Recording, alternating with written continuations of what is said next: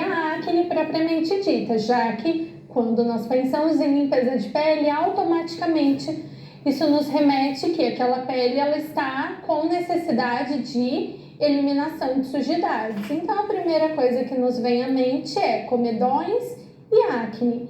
E o que é essa acne? Bom, a acne ela é uma afecção de pele que tem uma afetação pessoal, particular, psicológica muito intensa, caracterizada por processos inflamatórios no folículo piloso, com ou sem surgimento de pústulas, com consequências desagradáveis, como irritação e dor, já que nós estamos pensando no processo inflamatório propriamente dito e a produção de pústulas em cada uma dessas acnes, que acabam acometendo o indivíduo a partir da idade da pré-adolescência e adolescência, que existe uma alta hormonal e que com o passar do tempo a tendência é que vá diminuindo e se normalizando esses níveis hormonais e com isso nós tenhamos ali naquela pele um tecido com menos predisposição à acne e a comedões. Porém, em algumas pessoas isso se mantém ao longo de toda a vida. Então, existe realmente uma característica genética e fisiológica hormonal que está servindo de base para essa afecção acontecer. A acne ela causa uma desfiguração em alguns casos, principalmente quando ela produz efeitos inflamatórios muito intensos e localizados, que podem ser, de alguma forma, muito importantes do ponto de vista psicológico desse indivíduo, pensando que se é uma pessoa, um adolescente, ele vai ter mais vergonha de se relacionar, ele vai ter mais dificuldade de se socializar, e isso vai envolver diretamente a autoestima dele. Então, nós estamos trabalhando, estética sempre é essa pedida, é sempre a tendência ao cuidado com a autoestima, a elevação da autoestima, é isso que nós estamos trabalhando nessa situação. A etiologia da acne é multifatorial, então nós vamos ver uma afecção crônica com polimorfismos, então nós teremos várias alterações teciduais com característica inflamatória, principalmente nos folículos pilosebáceos, e isso pode se estender, quanto maior a inflamação, maior a extensão do processo inflamatório, de origem multifatorial. Então, nós teremos características muito específicas e, de acordo com essas características, os graus de acne vão mudando. Então, nós teremos características de comedão aberto, de comedão fechado, de acne inflamatória, pápulas, pústulas e, num grau mais grave, os nódulos, que nós chamamos de nódulos císticos. Essa oleosidade excessiva produzida pelas glândulas sebáceas, elas produzem em excesso umidade nesses orifícios e acabam predispondo o crescimento bacteriano nessa área. E dessa forma nós teremos então a infecção propriamente dita, que é a acne, causada por uma bactéria muito específica chamada Propionibacterium acnes. Nós vamos falar então dos fatores que envolvem essa disfunção tecidual. Então, existem vários fatores, como você já sabe. O primeiro é genético, que é a condição hormonal e a condição do tamanho dessa glândula sebácea. Quanto maior, quanto mais aumentada, maior a produção de sebo. Os dietéticos, pensando que quanto maior a quantidade de oleosidades, de açúcar, de lactose que essa pessoa ingerir, maior a formação de acne. E você deve estar se perguntando, por que glicose? Por que açúcar? Por que nós estamos falando da lactose? Porque são alimentos pró-inflamatórios. E dessa forma, você, mesmo tendo um processo de um pouquinho aumentado de oleosidade, quando você ingere esses alimentos, você predispõe esse tecido a produzir processos inflamatórios localizados. Então, existe uma tendência. Além de algumas intolerâncias que acabam apresentando à pele um processo de hiperreatividade maior. As questões hormonais, principalmente quando esses hormônios são utilizados de maneira medicamentosa ou por uso de anticoncepcionais ou de reposição hormonal ou de uso indiscriminado de hormônio realmente relacionado à testosterona. Fatores climáticos, você se lembra que quando eu disse que peles oleosas têm uma tendência à oleosidade, principalmente por exposição a climas quentes, é disso que nós estamos falando. Quando as condições climáticas acabam sendo mais quentes, mais intensas nesse sentido, com uma quantidade de radiação ultravioleta maior, você tem naquela região uma predisposição aumentada à acne, já que essa vasodilatação superficial vai aumentar o aporte hormonal nessa glândula sebácea e aumentar a secreção de sebo. Os ocupacionais, onde nós temos situações de pele muito obstruída, principalmente por fatores de poluição, de pó, que às vezes acaba entrando em contato com sujidades e obstruindo esse folículo, ou acaba aumentando o processo inflamatório de superfície pela própria atividade de trabalho, de fotoexposição direta, num ambiente muito quente e que acabam aumentando a formação de acne. Os fatores emocionais, lembrem-se sempre disso. Todo fator estressor interfere diretamente na formação de acne. Por que nós temos isso? Existem alguns artigos científicos que dizem que quando nós temos algum tipo de processo aumentado de cortisol no nosso organismo, nós temos uma maior predisposição à inflamação tecidual. E essa inflamação tecidual acaba piorando o quadro de acne. E os fatores tóxicos, e aí nesse caso nós vamos pensar tanto na toxicidade fisiológica, quando você tem uma inadequação na higienização da pele, quanto nos fatores fisiológicos metabólicos, quando você tem o fígado muito sobrecarregado, que você tem dificuldade de eliminação de algumas substâncias ou medicamentosas ou químicas no organismo. Agora nós vamos falar sobre os graus de acne. O primeiro grau, que é o grau 1, ele se refere aos comedões.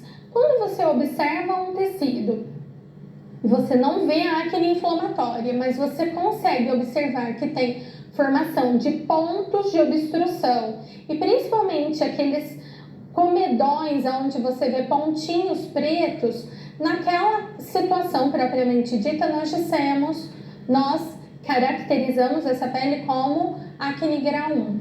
Então, nós vamos ter comedões fechados, que acabam sendo pontos, e quando você aperta, você tem a fluidez da substância que está lá dentro, é uma massinha mais esbranquiçada, não é pus. E no segundo momento, quando esse ósseo está muito dilatado, você tem a formação do triglicerídeo obstruindo o folículo, e quando ele chega na superfície, eu tenho oxidação, por isso a pontinha dele é preta. A acne grau 2, que é a acne papulopustulosa, ou também conhecida como acne inflamatória, que é onde eu tenho as pústulas que se formam. Então, nesse caso, eu não tenho nódulo, eu tenho só a pústula se formando.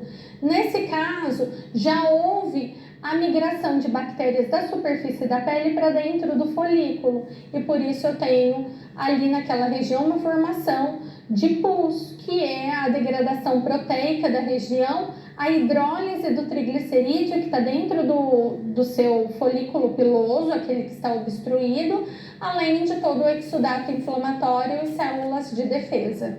Nós teremos então a evolução disso, que seria a acne grau 3, e nessa acne grau 3 nós já temos nódulos se formando, são conhecidos como acne nódulo cística, que é aquela que algumas pessoas chamam de acne interna, que é dolorida, forma um nódulo muito doloroso, muito inflamatório, demora a se resolver, a fazer pústula, a ser reabsorvido, e é um grau de evolução a mais. Significa que a evolução, nesse caso, é crônica, ela demora a se resolver.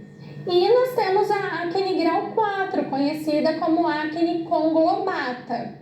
A acne conglobata, ela comunica esses nódulos uns com os outros. Então, você tem uma rede de formação aumentada naquela região de vários folículos produzindo nódulos císticos ao mesmo tempo. Então, quando você observa, é aquela que realmente é deformante, porque você tem ali um processo inflamatório e de infecção agudo que, em alguns casos, precisa, inclusive, de corte para drenagem com bisturi, com a drenagem dessa região mesmo que está muito inflamada, muito infeccionada, com muita coleção de líquidos ali. E a acne mais grave que nós temos, que é chamada de acne grau 5, que é a fulminante, é fulminante porque ela pode levar a óbito. Então, existe um quadro muito grande de infecção nesses pontos e a bactéria cai na corrente sanguínea e pode formar sepse e a falência de órgãos. Por isso que é uma acne bem grave, geralmente afeta o público masculino, as pessoas de sexo masculino, por causa da quantidade de testosterona. Se você tem mais testo disponível, significa que essa glândula ela está mais ativa e acaba predispondo à formação de mais camadas de bactéria na superfície da pele e um risco maior de infecção. Agora vamos ao tratamento. Nós temos um tipo de limpeza de pele muito interessante que utiliza LED e laser de baixa potência para trabalhar junto com o seu tratamento convencional. Então, quando nós falamos do tratamento com laser, nós precisamos conhecer a função desse laser. Então, vamos ao laser. Primeiro, nós precisamos conhecer o que é laser.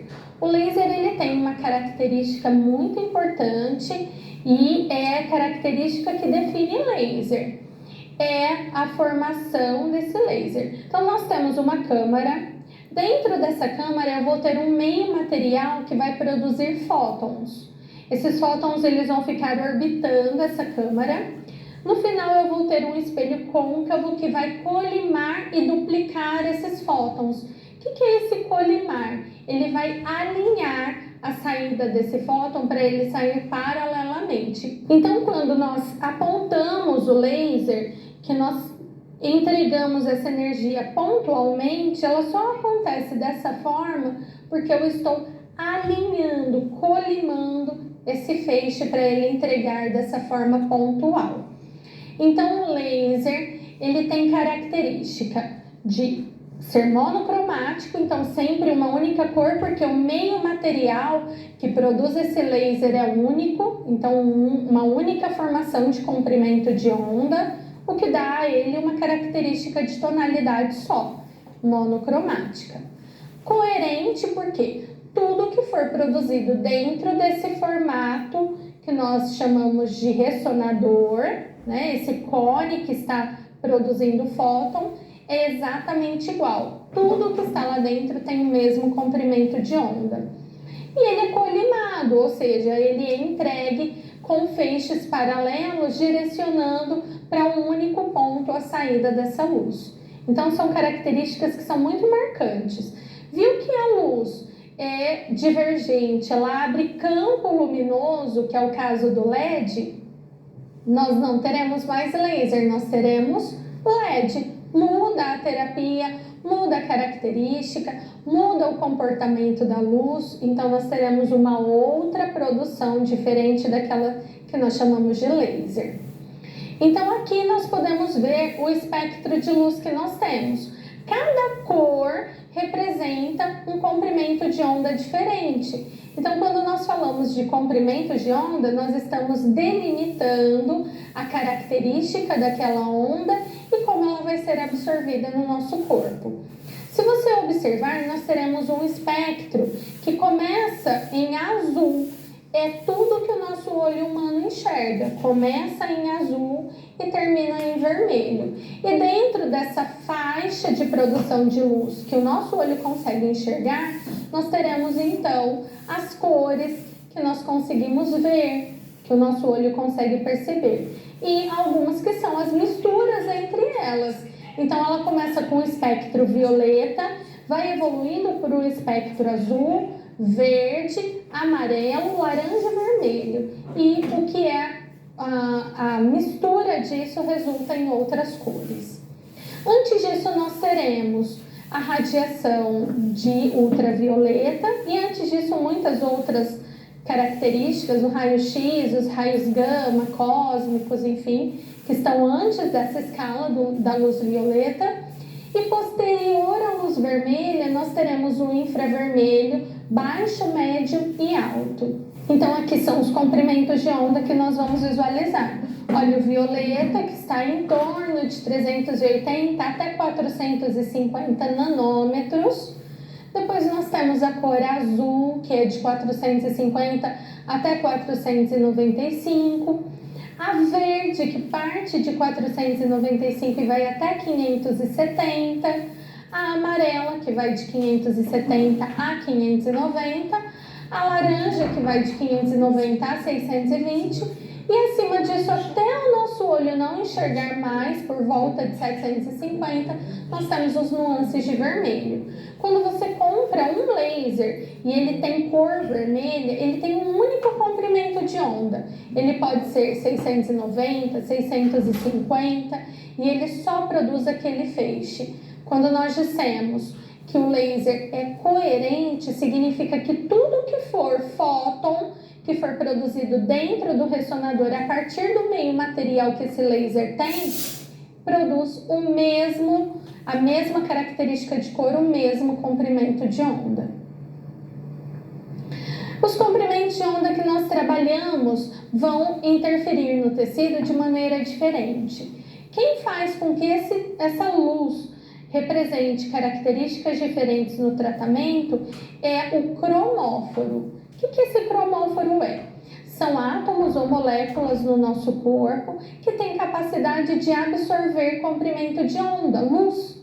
Então, quando nós colocamos luz no nosso tecido, que nós falamos, olha, nós conseguimos permear o azul e ele está atingindo o epiderme. Quando nós falamos isso, nós estamos nos referindo à luz azul, dizendo que os cromóforos que absorvem esse comprimento de onda, que é o azul, estão mais superficiais. Nesse caso, é água e porfirina. Por isso que nós temos uma característica altamente hidratante nessas características azuis, em toda a sua tonalidade, e que nós estamos ali produzindo uma resposta nas porfirinas, que são substratos do processo inflamatório, que acabam diminuindo a contagem de bactérias. Essa é uma característica muito importante do azul.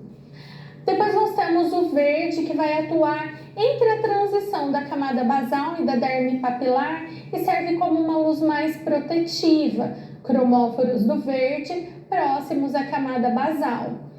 E, além disso, abaixo da camada papilar da derme, nós temos a absorção do comprimento de luz que nós chamamos de âmbar, que é uma cor laranja.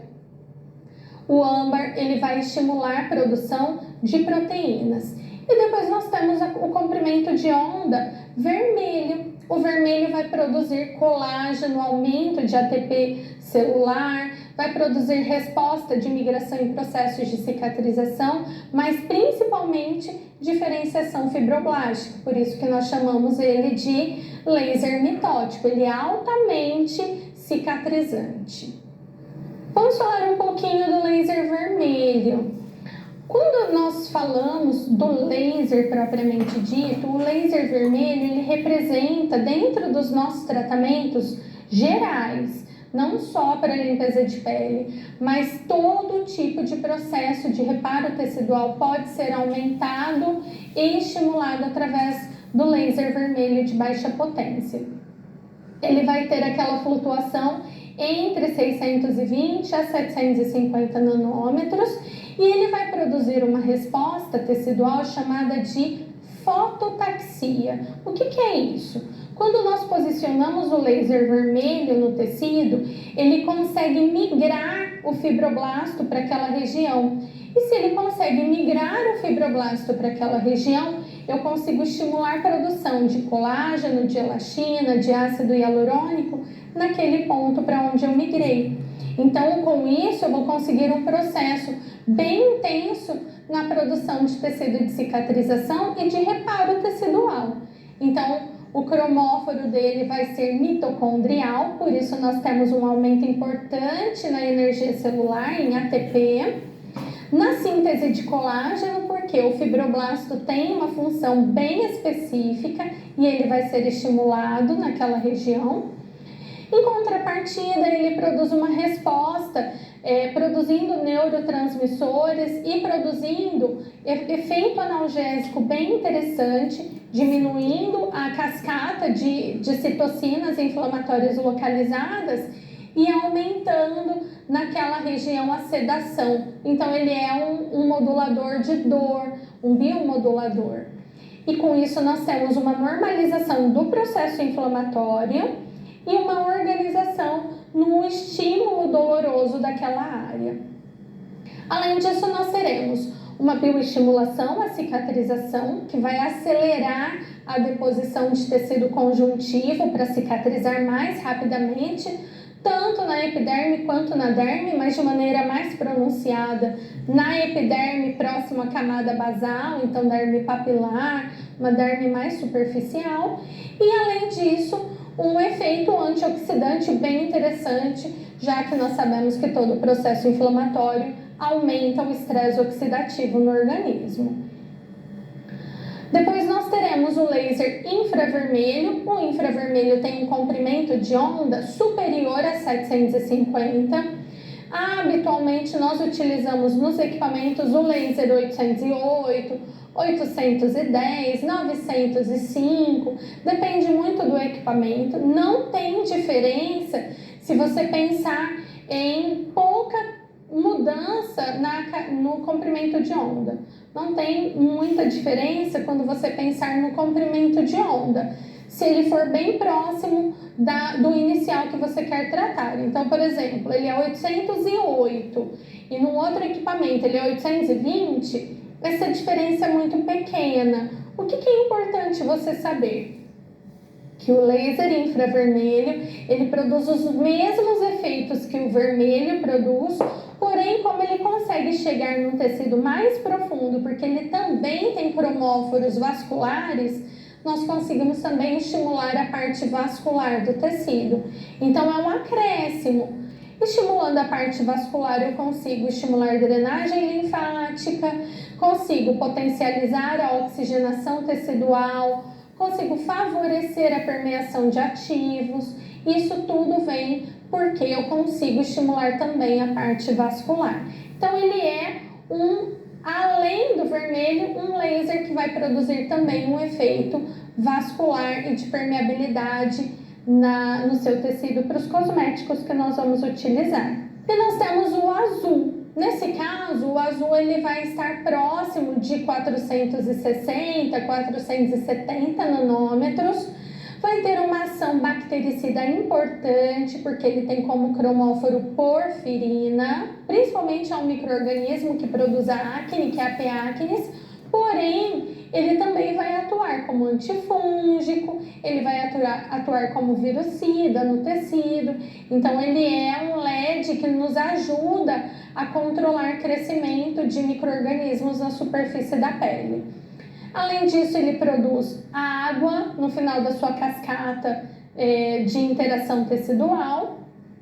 Com isso, com a água aumentada, eu consigo oxigenar esse tecido, hidratar e facilitar as reações metabólicas na célula, fazendo com que esse tecido fique mais luminoso, uma pele mais revitalizada, e é uma resposta importante no tratamento quando vamos fazer preparo tecidual. Em contrapartida, ele também aumenta o clareamento, favorece o clareamento da pele quando eu tenho manchas. Quando nós trabalhamos com clareamento tecidual, esse LED propriamente dito, ele não consegue clarear sozinho o tecido, mas ele rompe a dupla ligação da melanina no queratinócito. E se ele rompe essa dupla ligação, tornando ela simples, é mais fácil você interagir com ácidos despigmentantes ou com despigmentantes não químicos naquela região, favorecendo o clareamento mais rápido, mais eficaz, mais controlado naquela reação que você esperava do ácido, e um clareamento que é bem interessante e que vai ser bem-vindo, principalmente na acne, quando eu tenho a hiperpigmentação pós-inflamatória. Então é um quadro que com o azul você acaba conseguindo tratar vários aspectos e controlar vários aspectos ao mesmo tempo. É uma luz muito importante no tratamento de acne.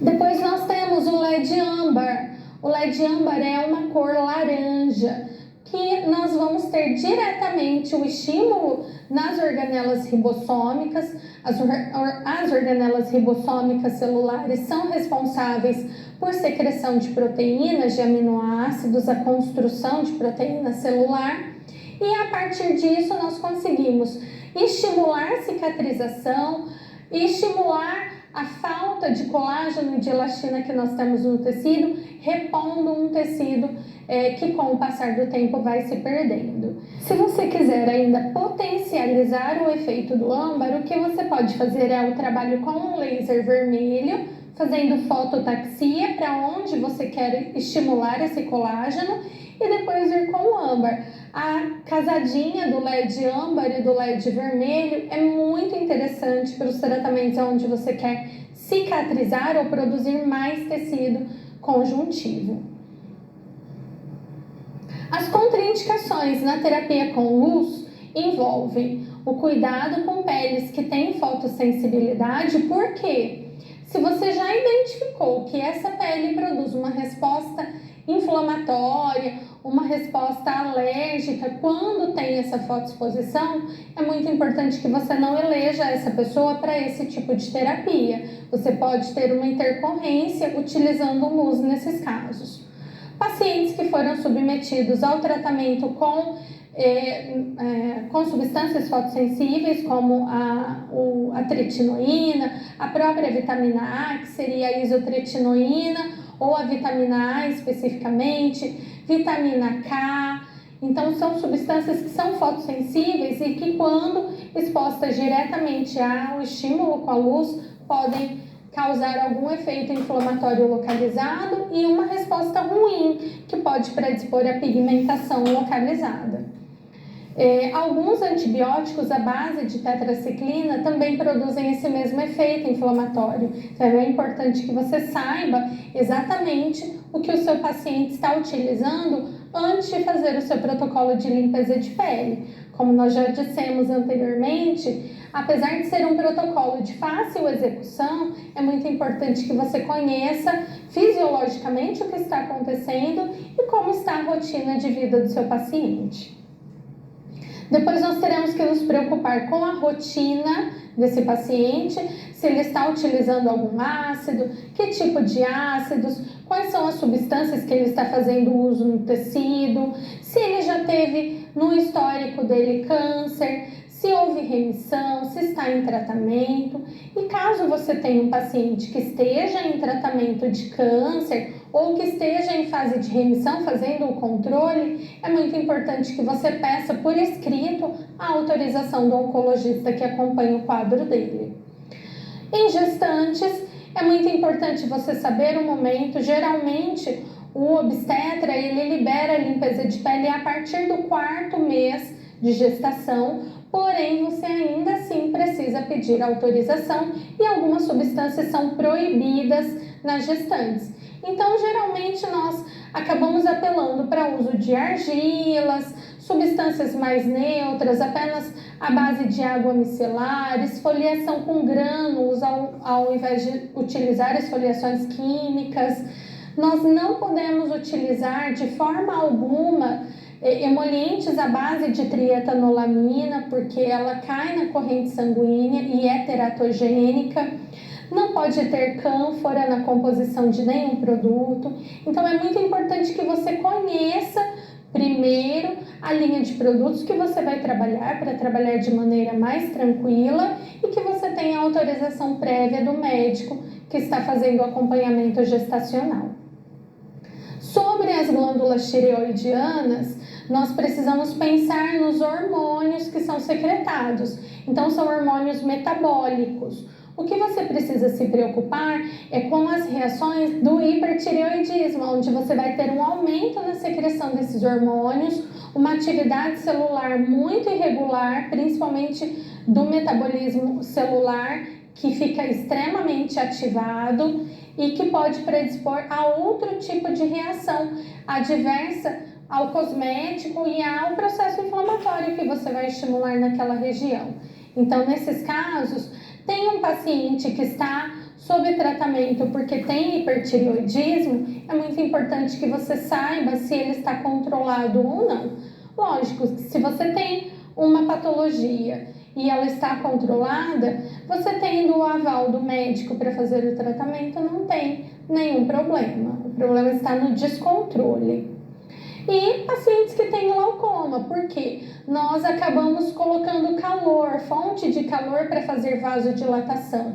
E esse calor muito próximo do globo ocular pode aumentar ainda mais a pressão intraocular e você ter um quadro agravado em glaucoma. Bom, agora nós vamos falar sobre as microdermoabrasões. Nós utilizamos peeling de cristal e peeling de diamante também na limpeza de pele. Você pode usar ele como recurso desde que você saiba o momento e a intensidade que você vai utilizar. Vamos conhecer um pouquinho sobre eles. Primeiro, sobre os efeitos fisiológicos. Todas as vezes que nós falarmos sobre efeito de redução da camada córnea, nós estamos fazendo uma esfoliação tecidual. Então, é uma remoção fina da camada superficial. Isso é muito importante que você leve em consideração, porque se você fizer uma abrasão muito intensa na limpeza de pele, você não consegue finalizar o protocolo, já que ele é cheio de atritos, tanto para remoção de produtos, quanto pela própria extração que nós fazemos na limpeza de pele. O estímulo à renovação celular, que é bem intenso e é importante que você saiba que toda vez que você remove a camada córnea, você estimula o turnover da camada basal. Ativar a microcirculação, então ali você vai pensar em oxigenar essa célula, em melhorar o aporte nutricional, em fazer com que as trocas metabólicas nas células aconteçam de maneira mais favorável ao equilíbrio cutâneo. Uma melhora na aparência desse tecido, principalmente nas linhas, nas rugas, nas cicatrizes atróficas da acne. Isso vai ser muito bem-vindo em protocolos quando você tem a acne se formando e aqueles quadros onde você tem a cicatriz atrófica. Geralmente, quando você for trabalhar atrofia tecidual, a limpeza de pele ela vai normalizar a superfície da pele, evitando processos inflamatórios de superfície, e quando você normalizar, aí sim você vai tratar a cicatriz de acne. Não conseguimos tratar as duas coisas ao mesmo tempo. Por quê? Se você estimular processo inflamatório em uma pele onde tem a cicatriz atrófica, mas ainda tem a acne ativa, com a inflamação você piora o quadro de acne. Então, imagine, você está tratando uma atrofia, que é uma cicatriz irregular do tecido, e estimulando mais processo inflamatório que pode predispor a mais cicatrizes. Então, há um contraponto nesse caso. O auxílio no tratamento de clareamento de pele, pensando que todas as vezes que nós temos uma mancha, uma hiperpigmentação, o melanócito naquela área, ele está hiperativo. Então, ele começa a secretar mais melanina naquela região. Aquele melanócito produz muito mais pigmento do que os outros e você vai tendo mais pigmento concentrado. Isso é uma mancha, isso é uma hiperpigmentação. Quando nós descamamos o tecido, o queratinócito que recebeu essa quantidade excessiva de pigmento vai sair, ele vai descamar. Então você vai ter a produção de um novo queratinócito na camada basal com menos pigmento e com isso você vai ter uma pele mais clara, sem tantas manchas. Em alguns casos você consegue remover totalmente, no caso da efélide, por exemplo. E no quadro de foliculites, também, todas as vezes que nós fizermos esfoliação e removermos a superfície, aquela camada córnea que causa obstrução do folículo piloso, nós conseguimos eliminar aquela obstrução natural do folículo que acaba contendo bactérias da pele. Muitas pessoas acabam confundindo acne com foliculite, são duas patologias diferentes. Apesar de inflamatórias e acontecerem no folículo piloso, quando nós temos a acne, a bactéria que produz a acne é a Propionibacterium acnes. E geralmente na foliculite é Staphylococcus aureus, são bactérias diferentes e o estímulo também é diferente, porque no caso da acne há aumento na secreção sebácea. No caso do folículo, há uma lesão superficial que acaba fazendo com que essas bactérias migrem para dentro do folículo. Agora nós vamos falar sobre os peelings mecânicos, iniciando pelo peeling de cristais. O que você precisa saber desse peeling? Primeiro que ele é um jato de óxido de alumínio. O cristal é um apelo comercial. O que produz o efeito de atrito no tecido, o jateamento, é o óxido de alumínio, que você vai encontrar em gramaturas diferentes no comércio. Mais fino, médio ou mais espesso, com uma gramatura mais grossa. Quanto mais grosso, maior o atrito, maior a lesão tecidual. Como você precisa saber que esse peeling trabalha? Nós temos 3 níveis de atuação.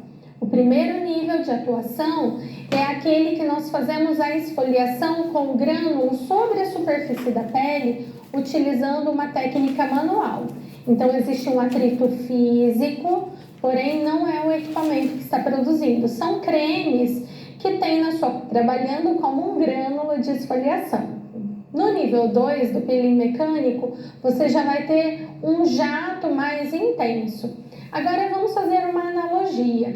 Se você comparar o peeling de cristal com a máquina, aquela máquina de jato de água, vai funcionar da mesma forma. Quando você quer remover de uma superfície alguma sujidade, pensando num chão cheio de folhas, que você usa aquela máquina jateando água de maneira bem rápida, você consegue remover a superfície suja. Se tiver algum limo, alguma coisa mais aderida ao chão, você não consegue remover. É assim que você vai pensar no peeling mecânico. Quando você faz um jateamento rápido, atritando rapidamente sobre o tecido, você remove apenas sujeiras superficiais, camada córnea, comedões mais superficiais podem se soltar, aí sim você consegue remover. Quando você quer algo mais intenso, que você precisa remover algo mais profundo, causar uma lesão maior, você vai pensar da mesma forma. Você não direciona na máquina de lavar o chão, aquela de água, uma intensidade mais direcionada e permanece por mais tempo deslocando mais devagar? É dessa forma que você vai pensar no peeling mecânico. Se você posicionar a sua caneta e deslizar mais lentamente e repetidas vezes naquela região, você também vai causar uma lesão maior. Então pense sempre nesse comparativo para você se lembrar como trabalhar de acordo com a sua indicação de tratamento.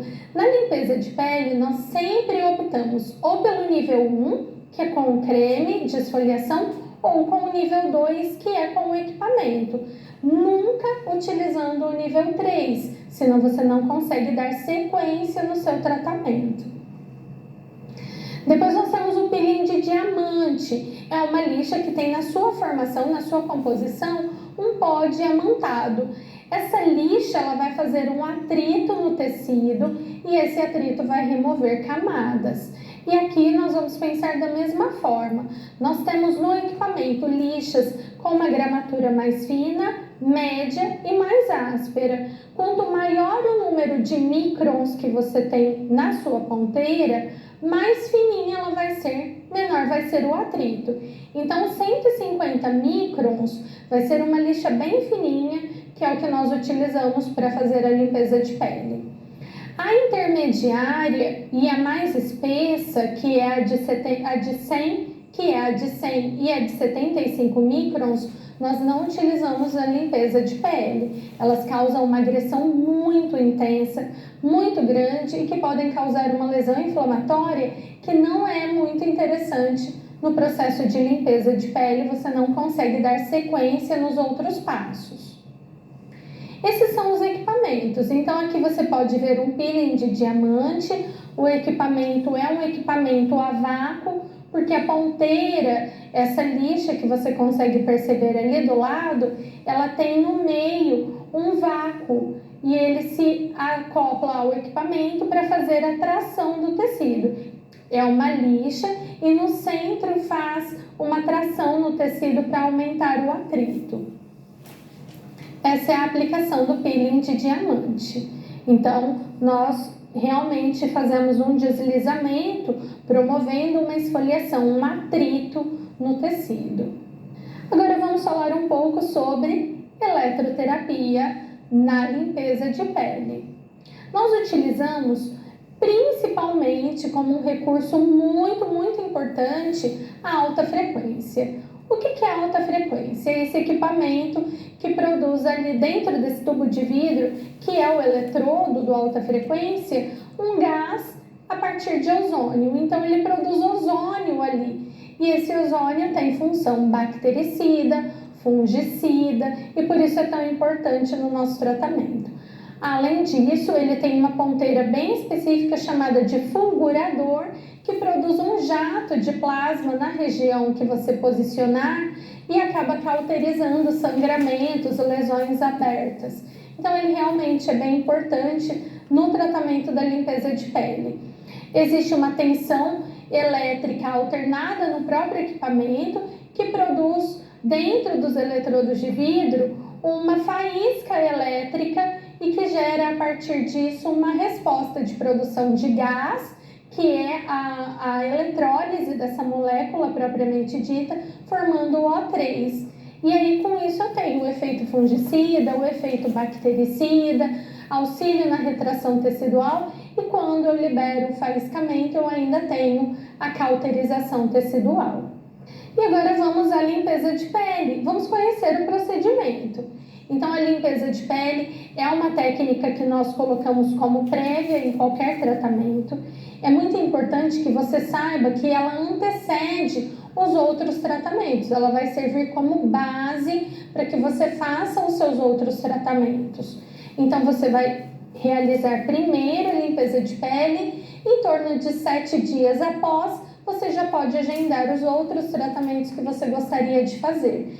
É muito importante que você faça essa limpeza, essa higienização, para que o tecido receba os outros tratamentos de maneira mais uniforme, como no uso de peelings químicos, como no uso de eletroterapia, como no uso de injetáveis, de laser. Tudo isso você vai ter uma resposta otimizada quando você realizar essa higienização de pele antes. O tratamento vai ser muito mais eficaz porque a pele está melhor oxigenada, mais uniformizada no sentido de superfície, de quantidade de células superficiais, de tecido de oxigenação, de cicatrização. Tudo isso vai ser bem importante para que você tenha um tratamento mais completo, mais efetivo. Qual é o objetivo, então, dessa limpeza de pele? Remover todos os resíduos, sujidade, secreção, processos inflamatórios, ativos. A ideia é que você normalize esse tecido realmente. Extrair os comedões e as pápulas e pústulas que você tem formados ali naquele tecido.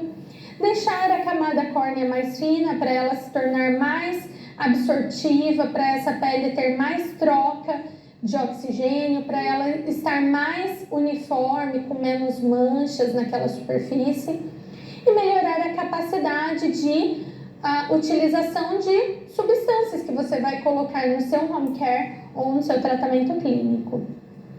Qual é o passo a passo? Toda limpeza de pele, ela parte de um princípio que nós chamamos de higienização. Então aqui você vai remover toda a maquiagem, o filtro solar, resíduos de filtro, tudo o que estiver sobre a superfície da pele. Isso nós chamamos de higienização.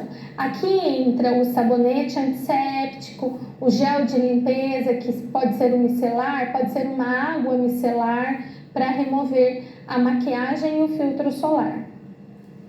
A esfoliação, que pode ser com grânulos ou química, que você pode utilizar um sabonete de ácido glicólico, um sabonete de ácido salicílico. Você pode utilizar a esfoliação enzimática com cremes à base de papaina, de bromelina, de pumpkin enzyme, de renilzyme, enzimas que façam a proteólise da camada córnea para você conseguir afinar esse extrato córneo. Ou ainda os peelings mecânicos, que é o que nós acabamos de conhecer, tanto o peeling de cristal quanto o peeling de diamante. Após esse passo, vem a emoliência, que pode ser com vapor de ozônio ou com a máscara térmica. O vapor de ozônio contribui com o controle de crescimento bacteriano, porque ele tem o ozônio para auxiliar nesse processo. A máscara térmica, ela tem um aquecimento mais intenso e acaba dilatando mais. Então, existe um processo de benefício tanto em um quanto em outro, e uma diferença também significativa no preço. A máscara tem um custo mais baixo, mais acessível, enquanto que o ozônio custa em torno de 10 vezes mais o valor da máscara térmica. Isso vai influenciar também no custo que você vai colocar na sua limpeza de pele. Depois nós teremos o passo da extração. Quando nós realizarmos a extração, é muito importante que você saiba que ela deve ser realizada em etapas. Primeiro na região frontal, depois na região nasal, depois perioral e por último nas regiões da face lateral. Por que isso? Porque quando você faz a região da zona T, ela é a mais comprometida, ela é a mais congestionada. Então, nesse momento, nós utilizamos muito ainda o efeito da emoliência e o efeito térmico da vasodilatação nessa área, que facilitam a extração das sujidades. Na região lateral, como a quantidade é menor, e você já vai ter um tempo quase que se esgotando para a eliminação dessas sujidades, você ainda tem um resíduo que é suficiente para você realizar o tratamento. Finalizada a extração, nós entramos no processo de asepsia. É aqui que entra a alta frequência, que é a higienização com os eletrodos de vidro. Nós utilizamos preferencialmente o eletrodo que nós chamamos de cebolinha, para fazer a distribuição do ozônio em toda a face, e quando há lesão sangrando, você pode fazer a cauterização com o fulgurador. Depois nós tonificaremos esse tecido. Esse tônico, ele pode ser alcoólico, porém, o álcool ele é desidratante, é importante que você leve isso em consideração. Então, se você for comprar e você tiver uma opção na linha de tratamento que você vai escolher, opte por um que não tenha álcool, para não agredir tanto o tecido. E o que é importante você saber? Que o tônico ele tem função de regularizar o pH da pele. Por que regularizar? Porque o emoliente ele é altamente alcalino, o pH dele é muito próximo de 8 a 9, e aí você precisa diminuir esse pH. Por isso nós não colocamos no início da limpeza de pele a tonificação, nós colocamos ele por último, depois de todo o processo de extração, porque aí não tem mais necessidade de você manter o pH alterado para alcalino. E a partir da tonificação, esse tônico vai secar na pele, nós não removemos, vem o passo acalmar. Aqui você vai utilizar uma máscara calmante, à base de camomila, de alantoína, de beta-glucan, para normalizar aquela ação inflamatória que você estimulou na extração. E por último, o passo da fotoproteção, que é muito importante que você não se esqueça. O que difere a limpeza básica da biofotônica? A biofotônica utiliza o LED. Então, o que entrou? Antes do passo emoliência, nós utilizamos o LED azul. Em algumas situações, você pode ver na literatura o LED azul depois da extração. Está certo ou está errado? Nenhum dos dois está errado. Se você utilizar antes da emoliência o LED azul, ele vai facilitar a absorção do ativo, do emoliente, e facilitar o amolecimento do comedão. Se você utilizar depois da extração, você não vai se preocupar com isso, você vai apenas levar em consideração o efeito de asepsia, de controle bacteriano, fungicida ali naquele tecido. Depois nós vamos ter o passo normal de extração, todo o passo de asepsia com o LED vermelho, que é cicatrizante, e se você quiser usar aqui como um recurso adicional, você pode fazer o LED âmbar. Vem todo o passo que você já conhece: tonificação, o passo do tratamento para acalmar esse tecido, e nós vamos finalizar com um tratamento personalizado que é opcional.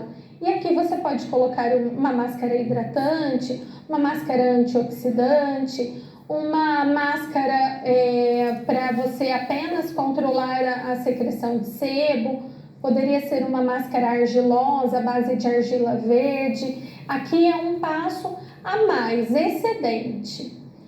E você pode finalizar com o laser infravermelho nos linfonodos, fazendo 2 joules por ponto, para estimular a drenagem e desinchar esse tecido.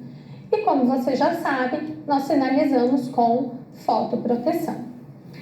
Essa é a limpeza de pele que utiliza o peeling de diamante. Então aqui, o que nós estamos fazendo? Nós estamos substituindo a esfoliação pelo peeling de diamante. E o passo subsequente segue a mesma sequência que você já conhece: a emoliência, a extração, que pode ser manual, ou uma extração a vácuo, ou utilizando um peeling ultrassônico. É você quem vai optar pelo modelo de extração. Asepsia, tonificação, máscara calmante e a fotoproteção. Essa é a limpeza por sucção. O que nós estamos fazendo? Mantendo o passo higienização, o passo esfoliação, o passo emoliência, e na hora da extração, junto com a sua terapia de extração manual, você pode trabalhar com a caneta a vácuo ou com o vácuo nas ponteiras de vidro, para você fazer a tração dos comedões mais soltos, os mais dilatados, acabam saindo com mais facilidade. Nesse momento, você pode aplicar inicialmente esse vácuo, e o que ficar faltando, que não sair com o equipamento, você completa com a extração manual. Os passos subsequentes são exatamente os mesmos: asepsia com alta frequência, tonificação, máscara calmante e fotoproteção. Para a pele acneica, o que muda? Todo o processo que nós utilizamos lá na nossa limpeza biofotônica. Então veja que entrou o LED azul de novo, já que ele é uma luz que vai produzir esse controle de crescimento bacteriano. O LED vermelho, que é cicatrizante, então veja, é a limpeza biofotônica. E lá no final, nós não passamos apenas a máscara, nós utilizamos uma loção ou uma melange secativa que vai permanecer na pele do seu paciente até o passo da hidratação. Se for uma substância que vai ficar no tecido e você vai manter essa substância por um período de 3, 4 horas, conforme a indicação do fabricante, você vai colocá-la depois do passo hidratação. Ela vai manter todo o processo natural, nós não removemos nada, e a pessoa vai embora para casa com a substância e finaliza com o filtro solar se a substância permitir. Caso não possa, você não faz a fotoproteção, mas agenda o seu paciente mais para o final do dia. Essa é uma limpeza para pele sensível, já que nós fizemos uma abordagem muito específica para esse tipo de pele. O que você vai considerar? Pele sensível não suporta atrito. Então, nós substituímos a esfoliação que era com atrito, ou por grânulo ou mecânica, por uma esfoliação enzimática, que é uma máscara mais suave, que nós aplicamos e depois removemos manualmente. E se você quiser fazer o atrito, você pode utilizar a gaze ou a técnica de espatulação que você vai aprender na prática, quando nós falarmos da prática clínica da limpeza de pele. Os passos subsequentes são a emoliência, o vapor ou a máscara térmica, a extração, a asepsia, e aí nós entramos com o laser vermelho, porque o laser vermelho é cicatrizante e analgésico, vai ajudar no processo de reparo tecidual. Tônico para normalizar o pH, máscara calmante e fotoproteção. E essa última técnica, ela está bem conhecida comercialmente como técnica francesa ou limpeza de pele 3D, porque ela utiliza um princípio que utiliza 3 palavrinhas que começam com D: descamar, despigmentar e dermotonificar. Então aqui nós estamos preconizando a remoção da camada córnea com uma descamação, e você pode inclusive finalizar essa descamação lá no final da sua limpeza de pele utilizando um peeling químico superficial. Despigmentar, que também pode ser finalização da limpeza de pele, e a dermotonificação, que é um hidratante finalizador para firmar esse tecido. Vejamos a prática como funciona. Higienização, esfoliação enzimática com técnica de turunda, que é com a gaze ou com a técnica de espatulação, emoliência, opcional, ozônio ou máscara térmica, como você já sabe, extração por sucção para ser um pouco mais suave, asepsia com alta frequência, laser vermelho para utilização da normalização e cicatrização tecidual, o tônico, máscara calmante e agora vem o complemento, máscara clareadora com antioxidantes. Removemos a máscara e aplicamos uma máscara oxigenante e tonificante, que pode ser inclusive com alguns antioxidantes na sua composição. E aí vai depender muito da marca de cosméticos que você optar. Vai ficar por sua conta escolher, selecionar o que você quer. E finalizamos com a fotoproteção. Se você quiser efetivamente descamar esse tecido, após a máscara antioxidante ou oxigenante, você pode colocar um peeling como mandélico a 10%, espera ele reagir, fazendo aquele processo de hiperemia e finaliza com a fotoproteção. Você acentua o processo de clareamento e o processo de normalização, tanto do processo inflamatório quanto da superfície mais áspera, mais irregular desse tecido. E é isso, nós finalizamos aqui a nossa teoria. Eu te vejo na prática.